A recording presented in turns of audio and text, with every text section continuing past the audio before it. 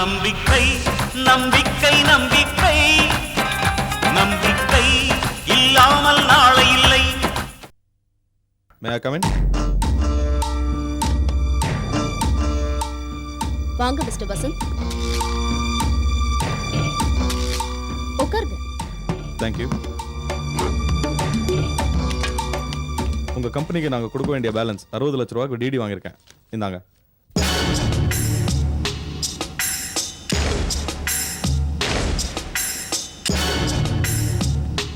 எங்க கம்பெனில வேலைலாம் அப்படியே நிக்குது. ரா மெட்டீரியல்ஸை உடனே அனுப்புறதுக்கு ஏற்பாடு பண்ணுங்க. இது வரைக்கும் உங்களுக்கு அனுப்பின ரா மெட்டீரியல்ஸ்க்கு நீங்க கொடுத்த இந்த 60 லட்சம் ரூபாய் சரியா போச்சு. இனிமேலும் நாங்க ரா மெட்டீரியல்ஸ் அனுப்பணும்னா ஒரு 10 லட்சம் ரூபாய் அட்வான்ஸா கட்டிடுங்களேன். Nandini, now look Mister Vasanth, நான் இங்க நந்தினி இல்ல, ஆர்ஜி குரூப் ஆஃப் கம்பெனிஸோட மேனேஜிங் டைரக்டர். அத மனசுல வச்சுக்கோங்க. மரியாதை கேட்டு வாங்குறியா? மரியாதையா உங்களுக்கு கொடுக்க வேணாம்னு தோணும் போது அது கேட்டு வாங்குறதுல என்ன தப்பு? 60 லட்சம் ரூபாய் பேமெண்ட் கொடுத்தா உடனே ரா மெட்டீரியல் சப்ளை பண்றேன்னு சொல்லிட்டு இப்போ திடீர்னு பேச்ச மாத்தா எப்படி? பேச்சு மாறுறவங்க கிட்ட நாமும் மாறித்தானே ஆகணும். பாம்பு கிட்ட போய் பாசம் காட்ட முடியுமா? இந்த 60 லட்சத்துக்கு கம்பெனியை பிளட்ஜ் பண்ணி தான் கட்டியிருக்கோம். ஓஹோ, கம்பெனி அடமானத்துக்கு வந்தாச்சா? கங்க்ராச்சுலேஷன்ஸ், கேட்க ரொம்ப சந்தோஷமா இருக்கு. ஒரு பொண்ணை அவமானப்படுத்தின பாவம் இப்போ கம்பெனி அடமானத்துல வந்து நிக்குது. Nandini, I'm sorry. இப்போ என்ன 10 லட்சம் ரூபாய் டெபாசிட் கட்டணும், அவ்வளவுதானே?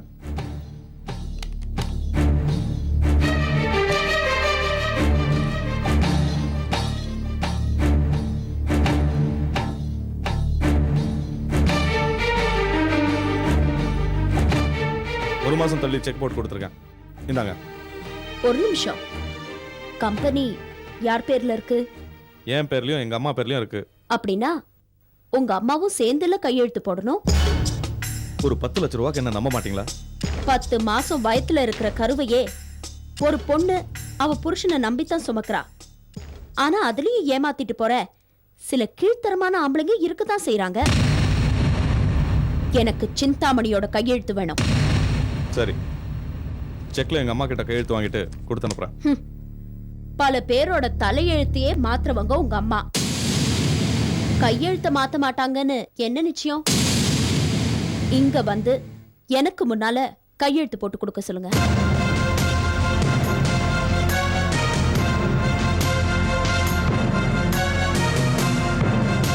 அம்மா, நான் வசம் பேசுறேன்.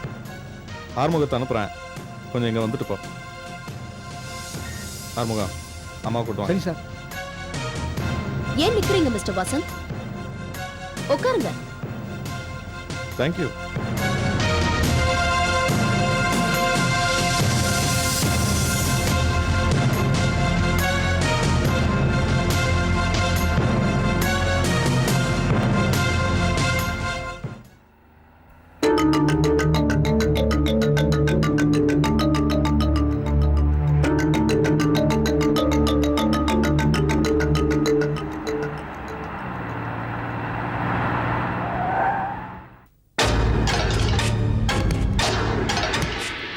வணக்கம்மா.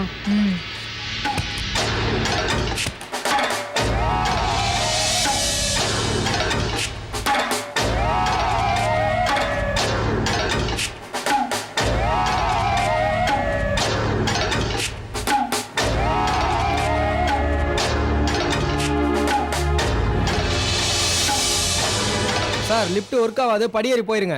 அம்மாவை தெரியுதா? என்ன இவ்வளோ பெரிய உருவமா நிற்கிறாங்க, தெரியுதான்னு கேட்குறீங்க? நக்கலா இருக்கா உனக்கு? அம்மா எவ்வளவு பெரிய ஆள் தெரியுமா? எவ்வளோ பெரிய ஆளாக இருந்தால் எனக்கு என்ன சார்? இங்கே நான் தான் பெரிய ஆள். பேசாமல் படியேறி போங்க. ஆறுமுகம், இது உன்னை வந்து பேசிக்கிறேன். முதல்ல நீ திரும்பி வரியான்னு பாரு. ஆறுமுகம். அம்மா. நந்தினி தான் திமிர் பிடிச்சவளா இருக்கான்னா அவகிட்ட வேலை செய்யறவங்களும் திமிர் பிடிச்சவங்களா இருக்காங்களே. ஆமாம்மா.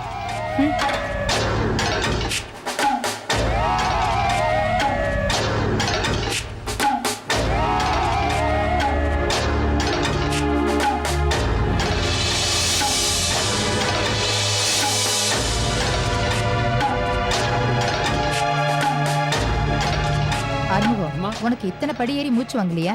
வாழ்க்கையில எதையுமே நான் வாங்குறது இல்லம்மா.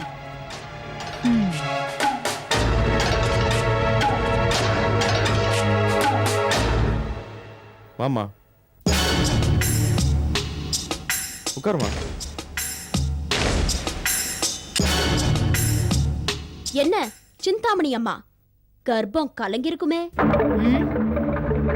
4 மாடி ஏறி வந்தீங்கல்ல, அத சொன்னேன். லிஃப்ட் ஒர்க் பண்ணலையா? ஐயோ பாவம், இனிமே உங்களுக்கு வாழ்க்கையில லிஃப்டே கிடையாது. அன்னைக்கு உங்க வீட்டுக்கு வந்து எவ்வளவு கெஞ்சினேன், எனக்காக கொஞ்சம் இறங்கி வந்திருந்தா இன்னைக்கு இவ்ளோ தூரம் ஏற வேண்டிய அவசியமே ஏற்பட்டிருக்காது. ஏய், கட்டவரல சொடுக்கு போட்டு அதிகாரம் பண்ண இதுவும் ஆபீஸோ வீடோ இல்ல. கட்ட வேண்டிய பணத்தை கட்டிட்டு, இது நந்தினி ராஜ்யம். உன்னை விட 4 மடங்கு பணக்காரின் நான். சிந்தாமணி, நீ செஞ்ச பாவம் இப்போ உன் பக்கமே திரும்பி இருக்கு. சந்திக்க தயாரா இரு. நந்தினி ரொம்ப ஆடாத, இதெல்லாம் நிலைக்காது. தெரியும் வசந்த், ரொம்ப ஆடினா நிலைக்காதுன்னு எனக்கும் தெரியும். அதனாலதான் என் ஒவ்வொரு அடியையும் அளந்து வைக்கிறேன்.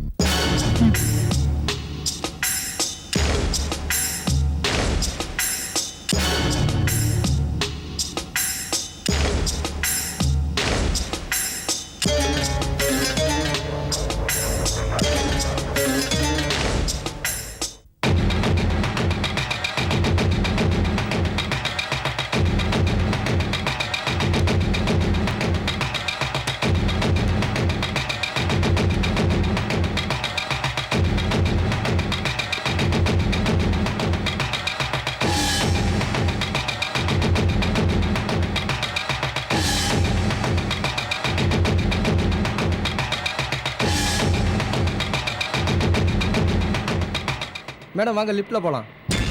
போகும்போது படியேற விட்டு இப்ப இறங்கும்போது இது எதுக்கு? ரிப்பேர் பண்ணியாச்சுமா, இப்போ போகலாம். அம்மா வாமா, லிஃப்ட்லேயே போயிடலாம். உனக்கு நடந்தா மூட்டு வலி வந்துடும். போங்க.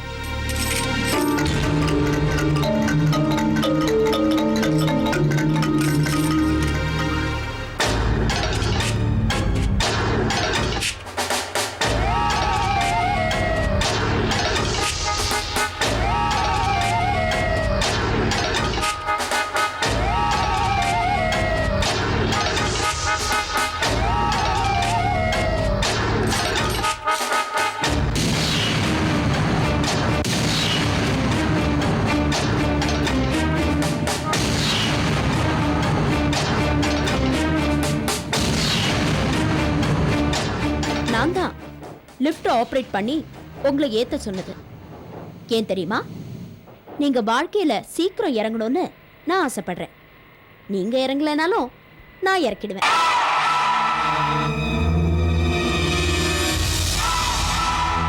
லிஃப்ட் சொன்னேன்.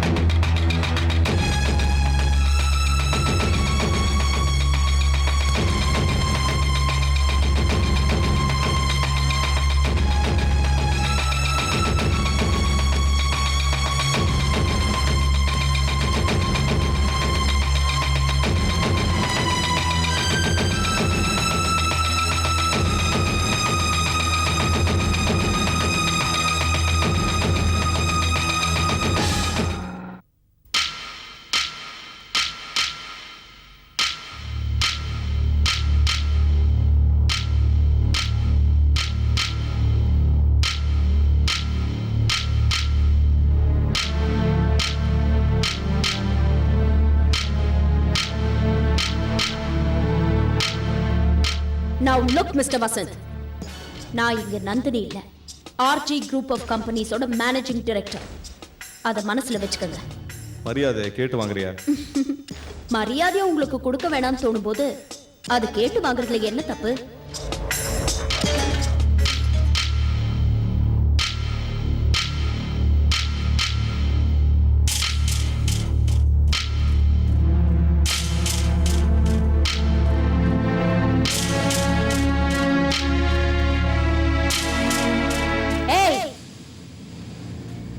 கட்டவரல சொடுக்கு போட்டு அதிகாரம் பண்ண இதுவும் ஆபீஸோ வீடோ இல்ல. கட்ட வேண்டிய பணத்தை கட்டிட்டு இது நந்தினி ராஜ்யம். இங்க நான் வச்சதுதான் சட்டம். நீ செஞ்ச பாவம் இப்ப உனக்கு எதிராவே திரும்பியிருக்கு. சந்திக்க தயாரா இரு. நான் தான் லிஃப்ட் ஆபரேட் பண்ணி உங்களை ஏத்த சொன்னது. ஏன் தெரியுமா? நீங்க வாழ்க்கையில சீக்கிரம் இறங்கணும்னு நான் ஆசைப்படுறேன். நீங்க இறங்கலனாலும் நான் இறக்கிடுவேன்.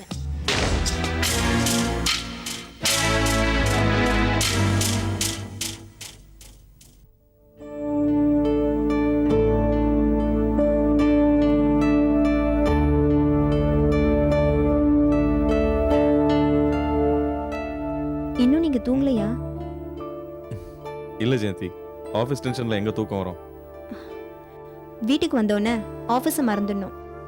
நாம ஒரு நேரத்துல ஒரு படகுல தான் பயணம் செய்ய முடியும். அதே மாதிரி தான் சிந்தனையும். எல்லாத்தையும் மனசுல போட்டு குழப்பிக்காதீங்க. நீ சொல்கிறது கேட்கும்போது நல்லா தான் இருக்கு. ஆனால் பிஸ்னஸ்க்கு இதெல்லாம் ஒத்து வருமா? சரி, நான் உங்ககிட்ட கொஞ்சம் பேசணும். என்ன ஜெயந்தி, சொல்லு. நீங்க ராமையாவை பத்தி என்ன நினைக்கிறீங்க? என்ன திடீர் கேள்வி? உங்கள் அப்பாவை பற்றி என்கிட்ட ஏன் கேட்குற? நான் இப்போ உங்ககிட்ட என் அப்பாவை பத்தி கேட்கல. 30 வருஷமா உங்ககிட்ட வேலை செஞ்சாரே ராமையா, அவரை பத்தி கேட்குறேன். ஜெயந்தி, இன்னைக்கு நம்ம கம்பெனியில் 1008 ப்ராப்ளம் உருவாயிருக்கு. இந்த நேரத்தில் ராமையா மாதிரி ஒரு திறமசாலி இருந்தா நான் டென்ஷன் ஆக வேண்டிய அவசியமே இல்லை. ராமையா ஒரு நல்ல நிர்வாகி, அதில் எந்த சந்தேகமும் இல்லை. நல்ல நிர்வாகி மட்டும்தானா? நல்ல நிர்வாகி மட்டும் இல்லை, நல்ல மனுஷன் கூட. ராமையாவை நம்பி எத்தனை கோடி கூட கொடுத்துட்டு போகலாம். நேர்மைக்கும் உண்மைக்கும் பேர் போனவர் ராமையா. இன்னும் சொல்ல போனா மறுபடியும் அவரை நம்ம கம்பெனிக்கு வேலைக்கு கூப்பிடலான்னு இருக்கேன். ஆமா, என்ன திடீர்னு உங்க அப்பாவை பத்தி கேட்குற? எங்க அப்பாவை பத்தி எனக்கு நல்லா தெரியுங்க. இருந்தாலும் உங்க மனசுல அவருக்கு என்ன இடம் இருக்குன்னு நான் தெரிஞ்சுக்க ஆசைப்பட்டேன். அதாங்க கேட்டேன். என் மனசுல எப்பவுமே ராமையாவுக்கு ஒரு பெரிய இடம் உண்டு. இப்பெல்லாம் நான் அருணாவை பத்தி கவலையப்படுறதில்ல. ஏன் தெரியுமா? அவ இருக்கிறது ராமையாவோட வீடு. அருணாவுக்கு உலக நடப்பு எதுவும் தெரியாது. அவ ஒரு அப்பாவி. அவளுக்கு பாதுகாப்பா ராமையாவும், ராமையாவுக்கு பாதுகாப்பா அருணாவும் இருக்காங்கிறத நினைச்சு பார்க்கும்போது ரொம்ப சந்தோஷமா இருக்கு ஜெயந்தி.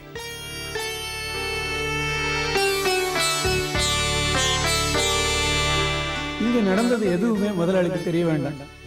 முதலாளிக்கு தெரிஞ்சா தங்கச்சி மேல கோவப்படுவார். ஜெயந்தி, ஜெயந்தி, என்னங்க? என்ன ஒன்றும் பேச மாட்டேங்கிற? அப்பா ஞாபகம் வந்துச்சா? வேணா நாளைக்கு போய் பார்த்துட்டு வாயேன். அப்பாவை பார்த்துக்கிறதுக்கு தான் அண்ணனும் அண்ணியும் இருக்காங்களே, நான் எதுக்கு? நீங்க தூங்குங்க.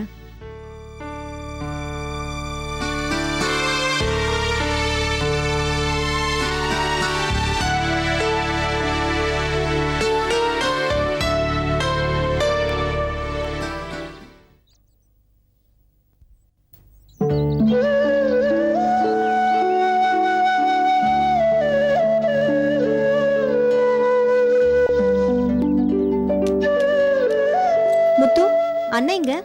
அக்கா வாங்கக்கா. கல்யாணம் பண்ணிட்டு போனதுலேருந்து எங்களெல்லாம் மறந்துட்டீங்க. அப்படியெல்லாம் ஒன்றும் இல்லை. அண்ணன் இருக்காரா? உள்ள இருக்காரு. சரி, நான் பார்த்துட்டு வந்துடுறேன். சரிக்கா.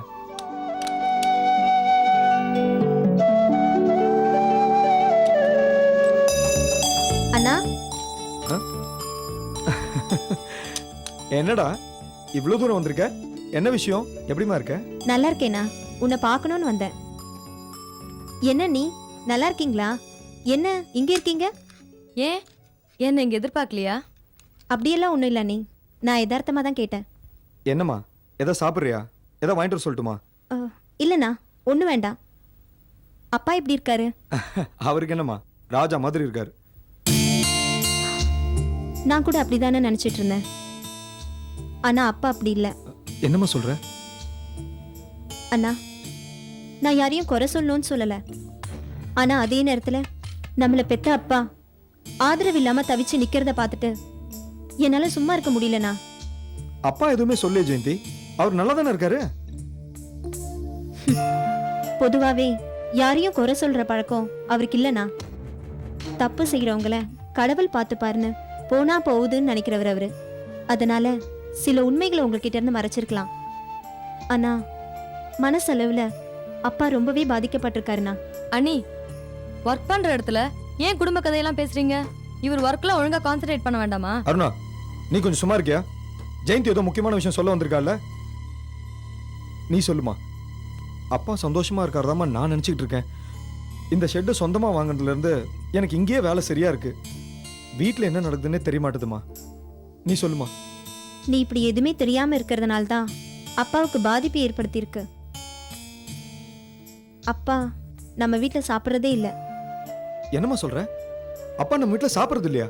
ஆமாண்ணா, அண்ணி வீட்ல இருந்து அண்ணமான ஒரு வேலைக்காரமா வந்திருக்காங்கல்ல, அவங்க கூட அப்பாவை சரியாவே நடத்துறது இல்லைண்ணா. அவர் வீட்டுக்கு வரும்போது அவருக்கு சாப்பாடே போடுறது இல்ல. அன்னைக்கு கூட கொட்டுற பனியில திண்ணையில உட்காந்துருந்தாரு.